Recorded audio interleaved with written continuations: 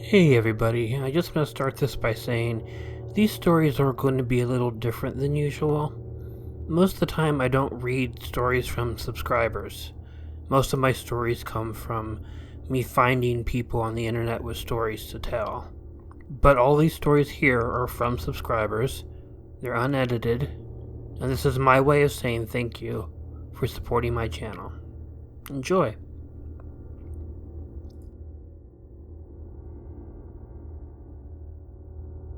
Number 1.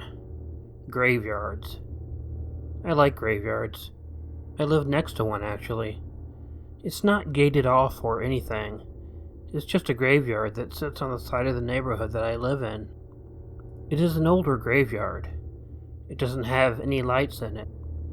It does have asphalt paths, however, wide enough for several people to walk side by side on one. I don't scare very well. I know a lot of people claim this in their scary stories. I tend to believe them all, since I am like that too. But I do sometimes get scared when I'm walking around and it's really dark outside. So you probably see where this story is going. There are times when it is dark and quiet at night that I decide to go out and walk in that graveyard. It was always very dark. I could always see the path I was walking on, and I could see everything that was close to me, but it was always like seeing shadows and not objects. Well, anyway, this took place in the fall. I was a bit bored. I stay up usually pretty late into the night, and I was watching a movie. It was really windy outside, and I began hearing the wind blowing hard, making that whistling noise that it tends to make. I've always loved that sound so much. So of course, I decided that I would go and take a walk through the graveyard. It was cool. I wish that I was a better writer. If I was, I might be able to do a much better job as a writer to explain what it was like. But it seemed like everything in the world had paused. I really liked it. It was fun walking around there. While I was walking, I noticed something. When I got a little closer, I saw the shadow of a figure standing there in the path. It wasn't very close to me, and I knew it was a person too. At first I just assumed it was someone else out for a walk, but the person wasn't moving. He or she was just standing in place. I decided maybe it was somebody visiting a grave late at night. So I turned around and walked the other way. I figured for many reasons that it was not a good idea to bother someone who was in the cemetery in the middle of the night. After I walked away a while, I thought I heard something. Then I turned around, and I noticed that the guy was following me. Or at least he was walking in the same direction as me. And he was walking a bit quicker than me too. I sort of felt my heart jump just a little bit, just out of surprise, but it wasn't really bad. I have to admit to being mildly scared, but I really didn't think there was anything bad about the guy out there. He was walking quickly. It made me a bit uncomfortable, and I decided I would step to the side, walk a little slower and let him pass me up.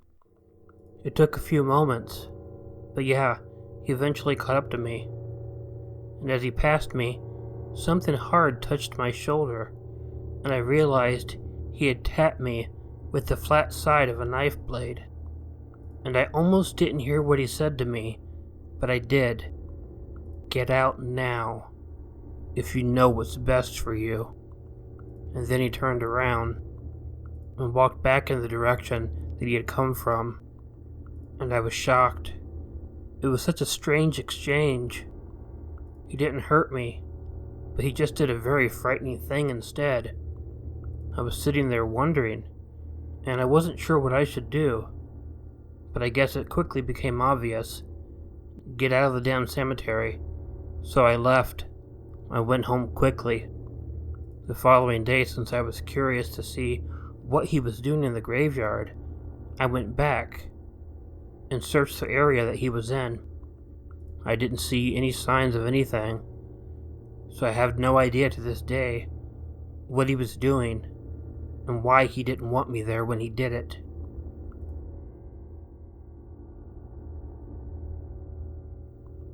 I'll start this by saying that I'm somewhat psychic. I always have been. I can hear spirits and other entities, but rarely see them. Instead of forms, I can see energy, portals, and will see sparks of light instead of complete images. I have no doubt that our soul is separate from our bodies, and when someone dies, they can choose to stay earthbound or leave. A spirit who chooses to stay earthbound is the classic ghost that people will get glimpses of. However, it's not just human spirits that stay in the spirit realm, which is the fourth dimension. There are many more sinister things out there. I'm from the Midwest, Illinois to be exact. My grandparents bought a home in the country where they raised their kids, including my mother. We lived about 2 miles from them in town and would visit them often at their country home. This home is a tri-level with no basement, but a lower level, which was my grandfather's TV watching area. The lower level also had a crawl space, which gave me a foreboding feeling. Ever since I can remember, that lower level made me uneasy. And let me say that when you feel like you are being watched, you are. This is what is known as the sixth sense. I always knew something was not right with this house, but couldn't put my finger on it, except for the lower level, and the shed out back really gave me the willies. When I was 14, I moved in with my grandparents due to my mother and I not getting along. My bedroom was what is referred to as the corner bedroom, because it's in the corner of the upper level. My first night in that room, my eyes were constantly being drawn to the closet doors. The doors are the kind that have slats across the upper half, instead of being a solid door. I could feel something looking at me through those slats. I wasn't one of those kids who was always afraid of the closet, so it wasn't that. I could actually feel eyes on me at all times. Almost immediately after moving in, I would hear one of my grandparents walking up the wooden steps. I look up to see who it was, and then no one would be there. This was daily. They would always tell me it's the old house settling. I didn't buy that crap at 14, and I don't buy it now at 44. Settling noises don't sound like footsteps. One day after school, neither of them were home, and I was home alone watching TV and eating a snack. The lower level was dark, and I knew something was at the bottom of the stairs, just watching me. I couldn't see it, but I can use my sixth sense and just know certain things. So I knew exactly where this entity was, and I knew it wasn't a human spirit. I also knew it was pure evil. I could feel it, and if you've ever felt pure evil, it's an icy cold feeling of pure terror. I don't know how I knew, but it started to charge up the steps, so I ran outside and sat waiting for someone to get home. I sat out there for hours. I told them what happened, but I was told it was nothing and not to be afraid. I was getting pretty pissed off at that point. I was a rebellious teen, and I wasn't going to accept all these cliche answers they were giving me, but they wouldn't say anything else about it. So, one night, I was up late while my grandparents were sleeping, and decided, even though I wasn't tired, I should try to sleep, because I had school in the morning. As soon as I laid my head on my pillow, the sleep paralysis started coming on. Plus, I had just laid down and wasn't even tired. I knew I was awake. I could hear my grandpa snoring, and could feel something moving out of my closet and to the bed right beside me. You know that feeling you get when someone walks up behind you, but you don't really hear it? It's like the air changes or something. And that's how I can sense these things. Well, thank God I had my eyes closed, and I couldn't see what this was. I fear I would have died from a heart attack at 14 years old. I could feel this thing was very tall and was looking down at me. It spoke only one sentence. "I'm watching you." My blood ran ice cold to the point where it was painful. It felt like shards of glass were flowing through my veins. I've had sleep paralysis before at my mom's house, and I knew if I tried hard enough to move my head from side to side that I could break it, and that's what I did. As soon as I was free, I ran screaming into my grandparents' bedroom, and from that night on, my grandmother slept with me every night until I moved out on my own. It wasn't until I was in my 30s that I found out the truth. When my grandparents bought the house, the lower level had an upside-down pentagram built into the tile. They didn't know what it was and just covered it over with carpet. The shed out back was used to breed ravens. The corner bedroom was the most haunted, with every single guest they had stay in there, having some kind of experience. And when my uncle was young, that was his bedroom, and every night he would have night terrors and would scream several times a night. Last year my grandfather died, and I flew home for a few days. I took pictures of the lower level and the crawl space. I showed a friend of mine, who is a psychic medium, a picture of the crawl space, and she started crying. She said a teenage girl was murdered and devil worship sacrifices in there, and then buried under the dirt. She could see her and feel her fear. It was horrible. She refused to look at any more pictures. I know the entity who was watching me was a demon, and I've asked my family to have the crawl space dug up, but they won't. If I ever inherit that house, that's the first thing I will do, and then maybe burn it to the ground.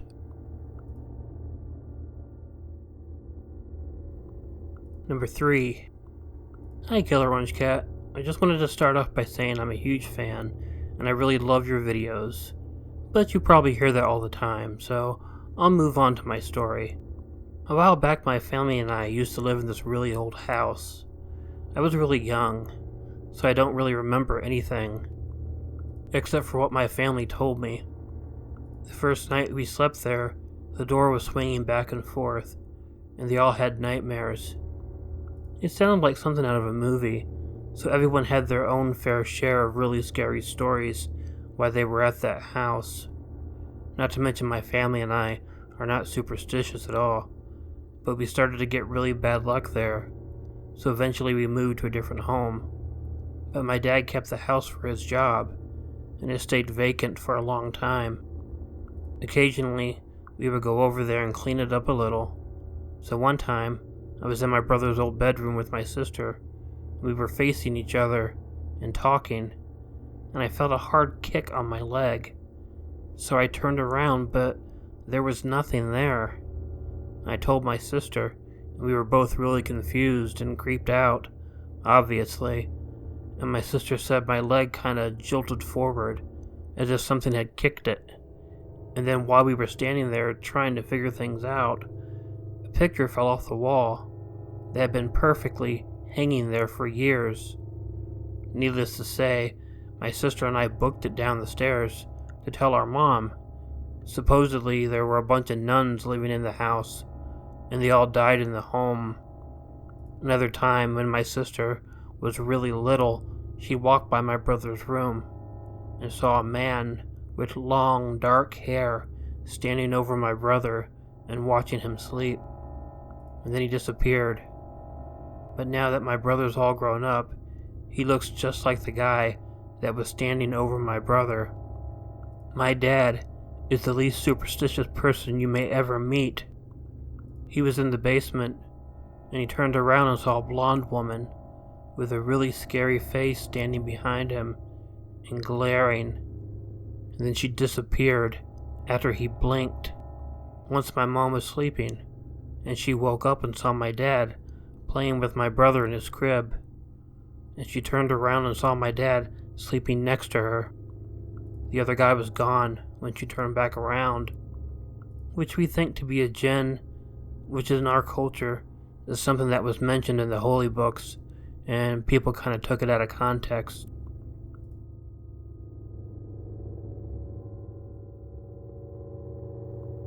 Number 4. This happened yesterday, and it was the most scary experience of my life. Yesterday I was bored, so I began wondering what to do. So I had an idea to go for a swim. I then went to the shed in my backyard and got a pool float, and then I started to go for a walk. I was going to walk up to the creek and go for a swim. When I arrived at the creek, I jumped into the water and started swimming. I was having a lot of fun, so I kept swimming. I told myself I was going to go as far as I can go, so I kept swimming, and I then swam under a bridge. After a good moment of time, I swam under another bridge, but like the other bridge, I saw nothing there. After a long time of swimming, it was starting to get dark. I was wondering if I should go back, but I did not go back. I kept swimming, and then I found another bridge, but I saw the most disturbing thing I ever saw in my life. I saw someone in the distance. I could not see it first, but then as I got closer, I saw someone hanging on a rope. The person had hung himself, and I went up to him to see if he was alive. I tapped on his shoulder, but he did not respond. I then tried feeling his pulse, but his heart did not beat. I began really freaking out, so I yelled, "Someone, call 911. There was a dead body, but no one heard me. I then had an idea to go to someone's house and tell them to call 911. So I walked out of the woods and I found an ice cream truck, and I told the ice cream man to call 911, and he did. The cops came very fast. After that, I told the cops where the body was and they found it. Let's just say, it was a really hard sleep that night.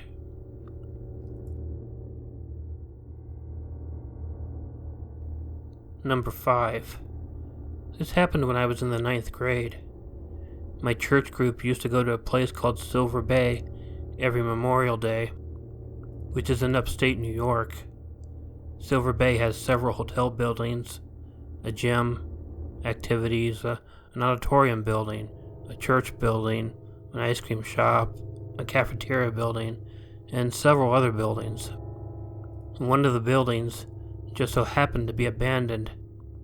My friends and I looked at it for years and always wondered what was inside. Finally, one year, I asked my friends if they wanted to explore the building. At first they said no, but they ended up coming around to the idea, and they all wanted to. The first time we went, it was 3 of us, my friends Jack, Aiden, and I. We ended up finding a very old door. My friend Jack punched it down. Right away, we saw a small hallway. To the right, there was a staircase. The 3 of us went into the building and started to make our way up the first flight of stairs and onto the second, where at the top of the second flight of stairs, there was a door with a small window in it. And that's important later on. On the second flight of stairs, Aiden and I heard footsteps. We got scared then and we ran out of the building. We told the rest of our friends and we decided to go back later that night. We ended up going back, but with our full group. That would be Eric, Dylan N, Dylan H, Jack, Aiden, and I. We went the exact same way. On the second flight of stairs, Eric and I saw a really scary man on the other side of the door. I got the best look at him. He was a redhead, had a beard, had a bunch and raggedy clothes, and we were scared that we were found in the building. Scared, we all ran out of the building, and we were freaked out. No one was supposed to be in there. We were all freaked out and did not go back. We all went to the main building on campus and asked the front desk staff what the building was. They told us it was still in use. We knew that was a lie. The doors had locks on them, the type of locks you'd see on lockers at schools. We all went back to our hotel building and went to our rooms for the night. We ended up going back the next night. this time with 2 college kids. We went through the whole building, and there were no signs of any squatters. Here's where things take a creepy turn. The final day we were at Silver Bay, the president of my congregation, Paul, called us to the corner of the cafeteria with our parents. We were in trouble. A staff member had reported us for being at the abandoned building. We met with the owner of Silver Bay, Chad, later that morning. He told us every night a staff member does a sweep of the abandoned building. He told us there was no damage on Saturday night. The first time we went, it was Saturday afternoon. The staff reported and took pictures of kicked-in doors and smashed windows inside the building, and we hadn't done any of that. Something I wish I brought up too, I noticed worn-out sneakers, empty popcorn bags, and empty Coke bottles in a trash can next to the entrance, the one me and my friends went through. That should have been a red flag to us that people were in the building. The part of this that sends chills down my spine to this very day. For one of the Silver Bay meals, some of the members of my congregation sat with a man. They could tell something was off with him by his eye contact. They said he had no name tag on, which everyone at my congregation was required to wear at Silver Bay. He also told them he was living up the road from the Silver Bay campus, in a place with no power, food, or water. He would read his Bible every night and pray. He was thankful he found Silver Bay because he could get free food, water, and stay in a place with power. 3 years later, this story still freaks me out.